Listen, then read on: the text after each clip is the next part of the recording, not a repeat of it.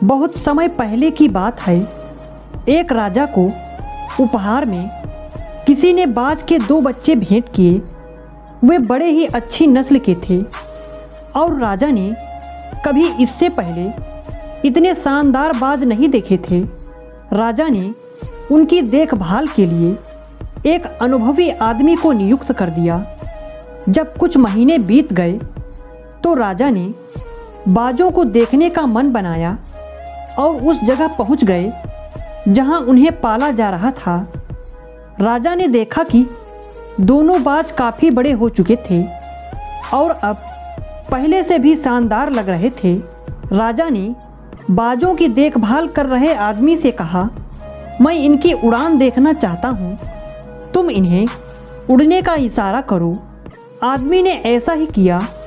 इशारा मिलते ही दोनों बाज उड़ान भरने लगे, पर जहाँ एक बाज आसमान की ऊंचाइयों को छू रहा था, वहीं दूसरा कुछ ऊपर जाकर वापस उसी डाल पर आकर बैठ गया जिससे वो उड़ा था। ये देख राजा को कुछ अजीब लगा। राजा ने सवाल किया, क्या बात है? जहाँ एक बाज इतनी अच्छी उड़ान भर रहा है, वहीं ये दूसरा बाज उड़ना ही नहीं चाह रहा। जी हजूर, इस बाज के साथ शुरू से यही समस्या है, वो इस डाल को छोड़ता ही नहीं। राजा को दोनों ही बाज प्रिय थे और वो दूसरे बाज को भी उसी तरह उड़ना देखना चाहते थे।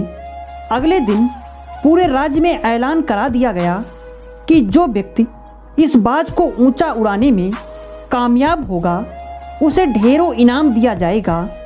फिर क्या था, एक से एक विद्वान आए और बाज को उड़ाने का प्रयास करने लगे, पर हफ्तों बीत जाने के बाद भी बाज का वही हाल था। वो थोड़ा सा उड़ता और वापस डाल पर आकर बैठ जाता। फिर एक दिन कुछ अनोखा हुआ। राजा ने देखा कि उसके दोनों बाज आसमान में उड़ रहे हैं। उन्हें अपनी आंखों पर यकीन ही नहीं हुआ और उन्होंने तुरंत उस व्यक्ति को पता लगाने को कहा जिसने ये कारनामा कर दिखाया था। वह व्यक्ति एक किसान था।